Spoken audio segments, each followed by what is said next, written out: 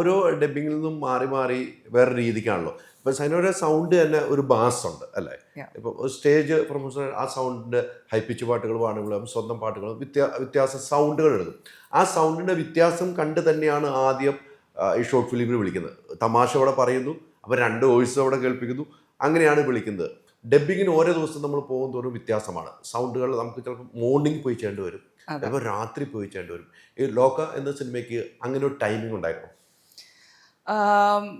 ലോക ഇല്ല, ടൈമിങ് ഞാൻ ആക്ച്വലി ഒന്ന് എണീച്ച് ഒരു 12 മണി ഉച്ചയ്ക്ക് ശേഷമാണ് അധികം ഡബ്ബിങ് ചെയ്യുക.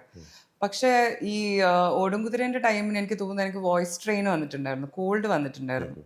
അപ്പം ആ സമയം പോയിട്ട് തിരിച്ച് വരേണ്ട ഇതും വന്നിട്ടുണ്ട്. അവിടെ പോയി വോയിസ് മാച്ച് ആവുന്നില്ല. കാരണം കോൾഡ് വരുമ്പോഴത്തേക്കും കംപ്ലീറ്റ്ലി മാറും ടോണ്. അപ്പം എന്നാലും പോയി ഇരുന്ന് ട്രൈ ചെയ്ത് നോക്കും. എന്നിട്ട് അത് ശരിയായിട്ടില്ല എന്നാണ്ടാ ശരിയാന്ന് പിന്നെ 2-3 ദിവസം കഴിഞ്ഞിട്ട് വരാമെന്നൊക്കെ പറഞ്ഞ് അവർ ഭയങ്കര പേഷ്യൻ്റ്ലി അത് ചെയ്തിരുന്നു. അങ്ങനെ എനിക്ക് 2 ഡബ്ബിങ് ആണെങ്കിലും ഭയങ്കര ക്ലോസ് ടു മൈ ഹാർട്ടാണ് ആക്ച്വലി. ഞാനത് വളരെ പാഷനറ്റായിട്ട് ചെയ്യുന്നത്, വളരെ ഇഷ്ടത്തോട് കൂടിയിട്ടായിരുന്നു എൻ്റെ ഡബ്ബിങ് സെഷൻസ് ഒക്കെ.